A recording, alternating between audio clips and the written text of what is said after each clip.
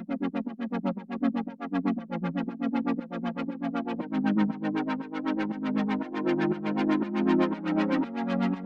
Everyone, मैं हूं कामरान चौधरी और आप देख रहे हैं केमिस्ट्री विद कामरान।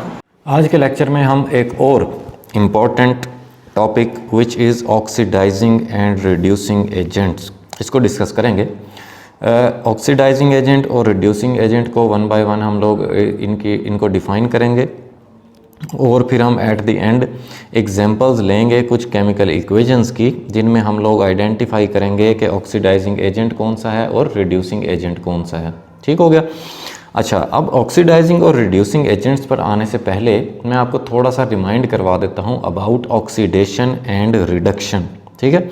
अब ऑक्सीडेशन को आप चार तरह से डिफाइन कर सकते हैं कि ऑक्सीडेशन क्या होती है, कि एडिशन ऑफ ऑक्सीजन, इसको आप ऑक्सीडेशन बोलते हैं, या रिमूवल ऑफ हाइड्रोजन, या रिमूवल ऑफ इलेक्ट्रॉन्स, या ऑक्सीडेशन स्टेट का इंक्रीज हो जाना। तो इस तरह से चार तरीक़ों से आप लोग ऑक्सीडेशन को डिफ़ाइन करते हैं। ठीक है, दोबारा से देख लीजिए कि पहला वे है इन टर्म्स ऑफ ऑक्सीजन, कि अगर किसी भी सब्सटेंस में, किसी भी एलिमेंट में ऑक्सीजन ऐड हो रही है सो उसको हम क्या बोलेंगे, ऑक्सीडेशन बोलेंगे, कि इस सब्सटेंस की ऑक्सीडेशन हो रही है। ठीक है। इसी तरह अगर किसी सब्सटेंस में से हाइड्रोजन रिमूव हो रहा है सो बोलेंगे हम कि इस सब्सटेंस की ऑक्सीडेशन हो रही है, या किसी भी सब्सटेंस में से इलेक्ट्रॉन्स रिमूव हो रहे हैं तब भी उस सब्सटेंस की ऑक्सीडेशन हो रही होगी। या अगर ऑक्सीडेशन स्टेट इंक्रीज़ हो रही हो, ठीक है, किसी भी सब्सटेंस की, तो उसको हम क्या बोलेंगे कि इसकी ऑक्सीडेशन हो रही है। ठीक हो गया। इसी तरह से रिडक्शन को भी आप चार तरीक़ों से डिफ़ाइन करते हैं। अब रिडक्शन क्या होती है, कि किसी भी सब्सटेंस से ऑक्सीजन का निकलना, इसको हम क्या बोलते हैं, रिडक्शन बोलते हैं। या हाइड्रोजन का ऐड हो जाना, या इलेक्ट्रॉन्स का ऐड हो जाना, या ऑक्सीडेशन स्टेट का डिक्रीज़ हो जाना, सो इसको हम लोग क्या बोलते हैं, रिडक्शन बोलते हैं। ठीक है। अच्छा, ऑक्सीडेशन स्टेट वाला जो लेक्चर है वो आपको नीचे डिस्क्रिप्शन में मिल जाएगा। सो जिन लोगों ने ऑक्सीडेशन स्टेट, ऑक्सीडेशन नंबर वाला लेक्चर नहीं देखा, इस टॉपिक को देखने से पहले मैं रिकमेंड करूंगा कि वो ऑक्सीडेशन स्टेट, ऑक्सीडेशन नंबर वाला लेक्चर ज़रूर देख लें, ताकि ये लेक्चर उनको समझने में बहुत ज़्यादा आसानी हो जाए। ठीक है। तो सबसे पहले हम लोग डिफ़ाइन कर लेते हैं ऑक्सीडाइजिंग एजेंट को, कि ऑक्सीडाइजिंग एजेंट क्या होता है।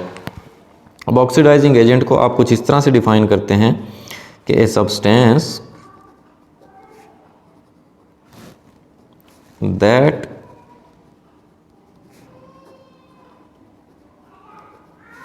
causes another substance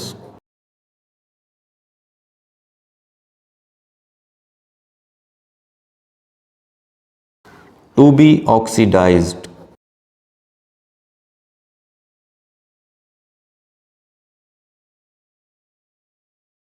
is called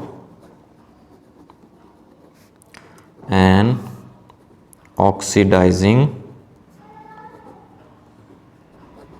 agent। ठीक है जी। तो कुछ इस तरह से आप ऑक्सीडाइजिंग एजेंट को डिफाइन करते हैं कि a substance that causes another substance to be oxidised, जो कि दूसरे सब्सटेंस को क्या कर रहा होगा, ऑक्सीडाइज कर रहा होगा, दूसरे सब्सटेंस की ऑक्सीडेशन कर रहा होगा। ठीक है, उसे हम ऑक्सीडाइजिंग एजेंट बोलते हैं। अब ऑक्सीडाइजिंग एजेंट जो है दूसरे सब्सटेंस की तो ऑक्सीडेशन कर रहा होता है, उसको ऑक्सीडाइज कर रहा होता है, बट इसकी खुद की क्या हो रही होती है, रिडक्शन हो रही होती है। ठीक है। तो ऑक्सीडाइजिंग एजेंट जो होता है वो खुद क्या हो रहा होता है, रिड्यूस हो रहा होता है। सो ऐसे सब्सटेंस को आप लोग क्या बोलते हैं, ऑक्सीडाइजिंग एजेंट बोलते हैं। अब हम डिफाइन कर लेते हैं रिड्यूसिंग एजेंट को, फिर उसके बाद हम एग्जांपल्स पे चलेंगे।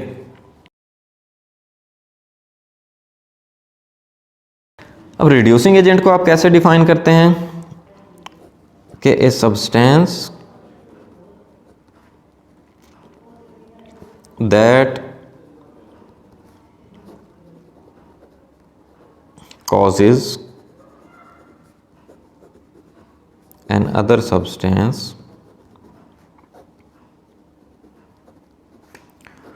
to be reduced is called a reducing agent. ठीक है जी। सो कुछ इस तरह से आप लोग रिड्यूसिंग एजेंट को डिफाइन करते हैं कि a substance that causes another substance to be reduced, ऐसा सब्सटेंस जो दूसरे सब्सटेंस को क्या कर रहा होता है, रिड्यूस कर रहा होता है, दूसरे सब्सटेंस की रिडक्शन कर रहा होता है। सो ऐसे सब्सटेंस को आप क्या बोलते हैं, रिड्यूसिंग एजेंट बोलते हैं। और रिड्यूसिंग एजेंट क्योंकि दूसरे सब्सटेंस को रिड्यूस कर रहा है, दूसरे सब्सटेंस की रिडक्शन कर रहा है, सो इसकी खुद की क्या हो रही होती है, ऑक्सीडेशन हो रही होती है, खुद जो है ये ऑक्सीडाइज हो रहा होता है। ठीक है। सो इस तरह से आप लोग डिफाइन कर लेते हैं oxidising agent and reducing agent को। अब हम देख लेते हैं कुछ केमिकल इक्वेशंस और उसमें हम लोग आइडेंटिफाई करेंगे कि ऑक्सीडाइजिंग एजेंट कौन सा सब्सटेंस है और रिड्यूसिंग एजेंट कौन सा सब्सटेंस है। ओके जी, एग्जाम्पल नंबर 1 देख लेते हैं। इसमें हमारे पास एक इक्वेशन है, क्लोरीन का रिएक्शन हो रहा है हाइड्रोजन सल्फाइड के साथ और क्या बन रहा है, HCl प्लस सल्फर। ठीक है, इक्वेशन को बैलेंस कर लेंगे। सो ये एक बैलेंस्ड केमिकल इक्वेशन है आपके पास। ठीक है। अब जैसे मैं ऑक्सीडेशन स्टेट वाले लेक्चर में आपको बता चुका था कि ऑक्सीडेशन स्टेट्स कैसे राइट करते हैं। तो सबसे पहले आप लोगों ने क्या करना है, ऑक्सीडाइजिंग और रिड्यूसिंग एजेंट आइडेंटिफाई करने के लिए सबसे पहले आप ऑक्सीडेशन स्टेट्स राइट कर लें। ठीक है, इनके ऊपर अब देखें, पूरी इक्वेशन को देख लें कि जो भी फ्री एलिमेंट है या प्योर एलिमेंट हैं, ठीक है, उनकी ऑक्सीडेशन स्टेट क्या होती है, ज़ीरो होती है। जैसे यहाँ पर आपको क्लोरीन नज़र आ रहा है, ये प्योर क्लोरीन है, इसको फ्री एलिमेंट बोलते हैं। ठीक है। सो क्लोरीन की ऑक्सीडेशन स्टेट कितनी हो गई, ज़ीरो हो गई। और आपको पूरी इक्वेशन में सल्फर नज़र आ रहा है जो कि प्योर एलिमेंट है। सो इसकी ऑक्सीडेशन स्टेट भी क्या हो गई, ज़ीरो हो गई। ठीक है। अब H2S की आपने ऑक्सीडेशन स्टेट्स राइट करनी है, H2S में मौजूद हाइड्रोजन और सल्फर की। तो हाइड्रोजन की जो ऑक्सीडेशन स्टेट होती है वो +1 होती है। ठीक है। और क्योंकि 2 हाइड्रोजन नज़र आ रहे हैं तो 2 आप बाहर लिख देंगे। ठीक है। अब यहाँ पर एक ही सल्फर है और एक सल्फर की जो ऑक्सीडेशन स्टेट होगी वो कितनी होगी, -2 होगी।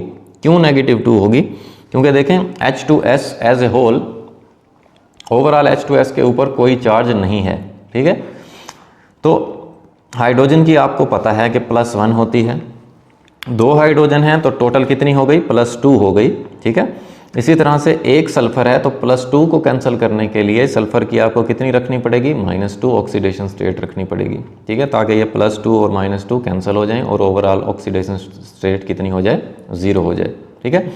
अच्छा, आपने राइट बिल्कुल इसी तरह से करनी है कि एक एटम की ऑक्सीडेशन स्टेट ब्रैकेट के अंदर लिखें और नंबर ऑफ एटम्स जो हैं वो ब्रैकेट के बाहर लिखें। ठीक है। अब HCl के केस में हाइड्रोजन की जो ऑक्सीडेशन स्टेट है वो +1 है। ठीक है। और क्लोरीन की फिर कितनी हो जाएगी, -1 हो जाएगी। ठीक है। अब ये जो 2 नंबर ऑफ मोल्स हैं, ठीक है, जो कोफिशिएंट लिखा हुआ है HCl के साथ, इसको ऑक्सीडेशन स्टेट्स राइट करते हुए इग्नोर करना। ठीक है, क्योंकि ये 2 जो है ये हाइड्रोजन के साथ भी लगा हुआ है और क्लोरीन के साथ भी लगा हुआ है। ठीक है। सो इस वजह से हम इसको यहाँ पर राइट नहीं करते, 2 × +1 या 2 × -1 लिखने की ज़रूरत नहीं है। ठीक हो गया जी। सो हाइड्रोजन की यहाँ पर +1 हो गई, क्लोरीन की ऑक्सीडेशन -1 हो गई। ठीक है। अब आपने कंपैरिजन करना है कि किस किस एलिमेंट की ऑक्सीडेशन स्टेट चेंज हो रही है। ठीक है। यहाँ से आप स्टार्ट करें पहले एलिमेंट से। यहाँ पर क्लोरीन है, क्लोरीन की ऑक्सीडेशन स्टेट यहाँ पर 0 है और राइट साइड पे जो क्लोरीन है उसकी ऑक्सीडेशन स्टेट -1 है। तो चेंज हो रही है क्लोरीन की ऑक्सीडेशन स्टेट। ठीक है। सो इसको हमने आइडेंटिफाई कर लिया कि जी क्लोरीन की ऑक्सीडेशन स्टेट चेंज हो रही है। ठीक है। अब देखें ये ऑक्सीडेशन स्टेट क्लोरीन की क्या हो रही है, 0 से -1 में कन्वर्ट हो रही है। इट मीन्स के डिक्रीज़ हो रही है, कम हो रही है। ठीक है। जैसे मैंने अभी आपको बताया कि जब ऑक्सीडेशन स्टेट डिक्रीज़ होती है देन उसकी एलिमेंट की क्या हो रही होती है, रिडक्शन हो रही होती है। ठीक हो गया। इसी तरह से अगर आप सल्फ़र को देखें, यहाँ पर सल्फ़र की ऑक्सीडेशन स्टेट है -2 और राइट साइड पे सल्फ़र की जो ऑक्सीडेशन स्टेट है वो कितनी है, 0। सो सल्फर की ऑक्सीडेशन स्टेट -2 से 0 में कन्वर्ट हो रही है। इसका मतलब है कि ये इंक्रीज हो रही है ऑक्सीडेशन स्टेट, और क्लोरीन की ऑक्सीडेशन स्टेट क्या हो रही है, डिक्रीज हो रही है। ठीक है, तो सबसे पहले आपने ये आइडेंटिफाई कर लिया। जैसे देखें मैंने अभी आपको बताया कि क्लोरीन की जो ऑक्सीडेशन स्टेट है वो 0 से -1 में चेंज हो रही है, डिक्रीज हो रही है। सो आप कह देंगे कि क्लोरीन की रिडक्शन हो रही है, और सल्फ़र की ऑक्सीडेशन स्टेट -2 से 0 में चेंज हो रही है, तो इसका मतलब है इंक्रीज़ हो रही है ऑक्सीडेशन स्टेट। जब ऑक्सीडेशन स्टेट इंक्रीज़ होती है तो इसको हम बोलते हैं ऑक्सीडेशन। ठीक है, कि सल्फ़र की ऑक्सीडेशन हो रही है। सो हम लोग यहाँ पर राइट कर लेते हैं कि रिडक्शन अक्कर हो रही है और ऑक्सीडेशन का हमने आइडेंटिफाई कर लिया। अब किस एलिमेंट की रिडक्शन हो रही है, क्लोरीन की रिडक्शन हो रही है, Cl2 की। ठीक है, इसी तरह से ऑक्सीडेशन किस एलिमेंट की हो रही है, सल्फर की हो रही है। ठीक हो गया। अच्छा, अब जो प्रॉब्लम आती है वो क्या होता है वो भी मैं आपको बता देता हूँ। अब हम आइडेंटिफाई करने जा रहे हैं ऑक्सीडाइजिंग एजेंट और रिड्यूसिंग एजेंट। ठीक है, अब जैसे यहाँ पर देखें हमने ये आइडेंटिफाई किया कि सल्फ़र की ऑक्सीडेशन हो रही है।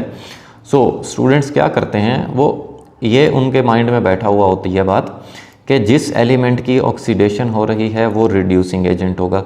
अब जब रिड्यूसिंग एजेंट वो राइट करेंगे तो सिर्फ वो सल्फ़र राइट कर देंगे, बट ऐसा नहीं है, क्योंकि हमने रिड्यूसिंग एजेंट की डेफिनेशन में पढ़ा कि सब्सटेंस बेसिकली होता है रिड्यूसिंग एजेंट, जो कि दूसरे सब्सटेंस को क्या करता है, ऑक्सीडाइज करता है। ठीक है, सो यहाँ पर अब H2S में सल्फ़र की ऑक्सीडेशन हो रही है, तो रिड्यूसिंग एजेंट सिर्फ सल्फ़र नहीं होगा, बल्कि क्या लिखोगे आप,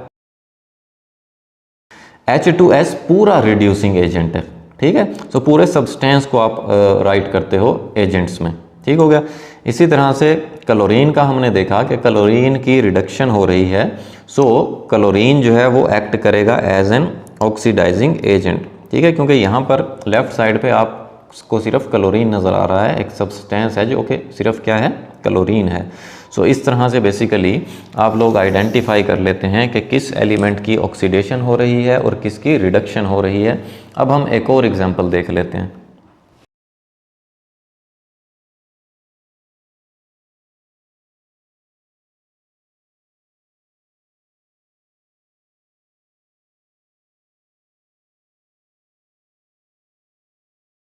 ओके जी, एक और हम इक्वेशन लिख लेते हैं जिसमें हम लोग आइडेंटिफाई करेंगे कि किस एलिमेंट की ऑक्सीडेशन हो रही है और किस एलिमेंट की रिडक्शन हो रही है, कौन सा एलिमेंट, कौन सा सब्सटेंस ऑक्सीडाइजिंग एजेंट है या कौन सा सब्सटेंस रिड्यूसिंग एजेंट है। ठीक है, सो सपोज ये आपके पास एक इक्वेशन है।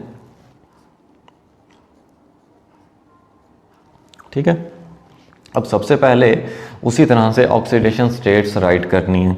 तो सबसे पहले पूरी इक्वेशन में देख लें कि कोई प्योर एलिमेंट अवेलेबल है या नहीं है, क्योंकि जो भी प्योर एलिमेंट होगा उसकी ऑक्सीडेशन स्टेट क्या होगी, 0 होगी।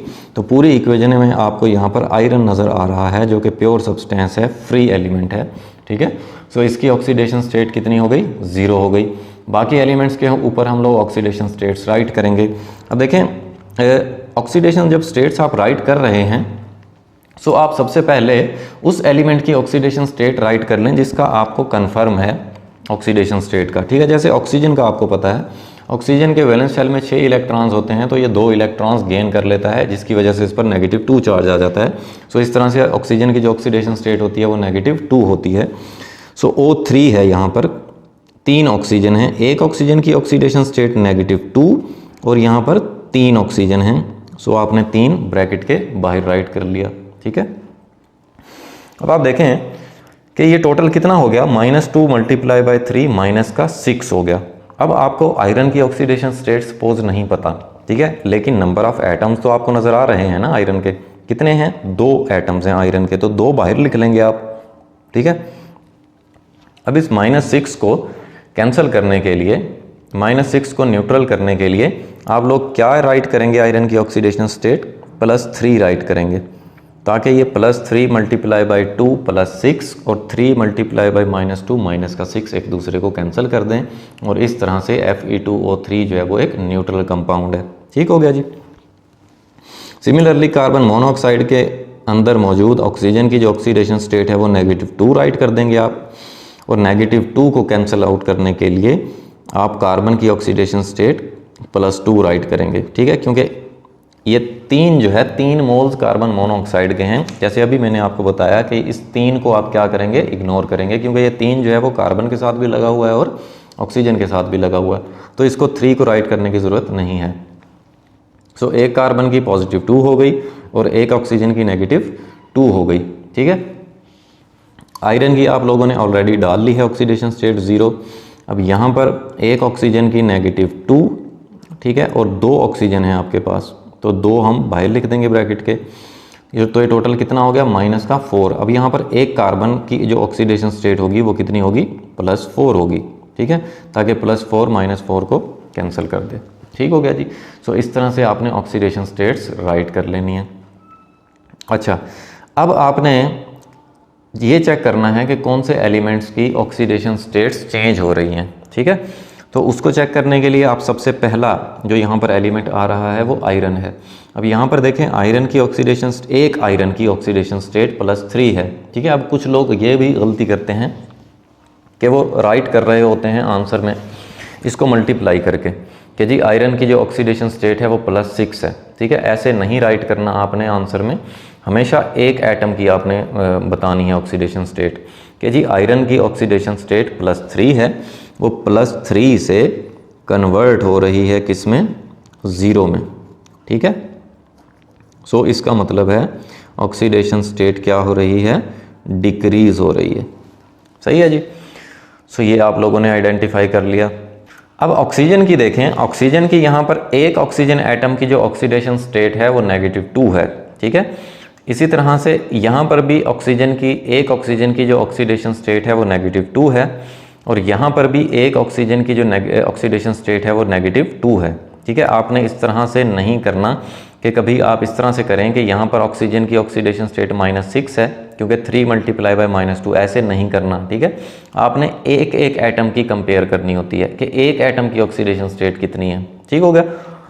सो ऑक्सीजन की ऑक्सीडेशन स्टेट चेंज नहीं हो रही, हर जगह पर लेफ्ट और राइट साइड पे एक ऑक्सीजन एटम की जो ऑक्सीडेशन स्टेट है वो -2 ही है, ठीक है।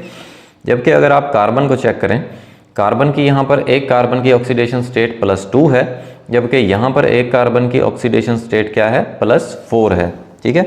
सो कार्बन की जो ऑक्सीडेशन स्टेट है वो +2 से +4 में कन्वर्ट हो रही है। सो इसका मतलब है कि इंक्रीज हो रही है कार्बन की ऑक्सीडेशन स्टेट, ठीक है। सो अब हमें आसानी से पता लग जाएगा कि कौन से एलिमेंट की ऑक्सीडेशन हो रही है और कौन से एलिमेंट की रिडक्शन हो रही है, ठीक है। अब यहाँ पर आयरन की ऑक्सीडेशन स्टेट डिक्रीज हो रही है, तो आप लोग राइट करेंगे कि आयरन की जो है वो क्या हो रही है, रिडक्शन हो रही है, ठीक है। कैसे राइट करेंगे कि the oxidation state of iron is decreasing from +3 to 0, ठीक है। इस तरह से राइट नहीं करना कि +6 to 0, ठीक है, क्योंकि +6 2 आयरन की बनेगी, एक आयरन की आपने राइट करनी है कि एक आयरन की ऑक्सीडेशन स्टेट +3 से 0 में डिक्रीज हो रही है। सो इस वजह से आयरन की क्या हो रही है, रिडक्शन हो रही है, ठीक है। फिर कार्बन की ऑक्सीडेशन स्टेट +2 से +4 में कन्वर्ट हो रही है, इंक्रीज हो रही है, ठीक है। तो कैसे राइट करेंगे आप कि as the oxidation state of carbon is increasing from +2 to +4, that is why carbon is being oxidised. जो कार्बन है उसकी क्या हो रही है, ऑक्सीडेशन हो रही है, ठीक है। अब जब आपने ये आइडेंटिफाई कर लिया कि इसमें ऑक्सीडेशन किस एलिमेंट की हो रही है और रिडक्शन किस एलिमेंट की हो रही है, फाइनली अब आपने ऑक्सीडाइजिंग एजेंट और रिड्यूसिंग एजेंट फाइंड करना है। अब आप देखें कि आयरन की ऑक्सीडेशन स्टेट क्या हो रही है, डिक्रीज हो रही है, तो आयरन की रिडक्शन हो रही है। लेकिन जब आप ऑक्सीडाइजिंग एजेंट राइट करेंगे तो Fe2O3 जो है will act as oxidising agent. क्यों? क्योंकि Fe2O3 जो सब्सटेंस है उसमें मौजूद आयरन की रिडक्शन हो रही है। सो जो Fe2O3 है वो ओवरऑल ऑक्सीडाइजिंग एजेंट के तौर पे एक्ट करेगा। ठीक है। सो इसी तरह से CO कार्बन मोनोऑक्साइड में मौजूद कार्बन की ऑक्सीडेशन हो रही है क्योंकि इसकी ऑक्सीडेशन स्टेट इंक्रीज हो रही है। सो जो कार्बन मोनोऑक्साइड है वो एक्ट करेगा एज ए रिड्यूसिंग एजेंट। ठीक है। सो आप लोग इस तरह से oxidising and reducing agents identify कर लेंगे। होपफुली आपको बड़े अच्छे से क्लियर हो गया होगा। फिर भी अगर आप लोगों का कोई क्वेश्चन होता है देन आप नीचे कमेंट सेक्शन में मुझसे पूछ सकते हैं या मुझे पर्सनल ईमेल भी कर सकते हैं।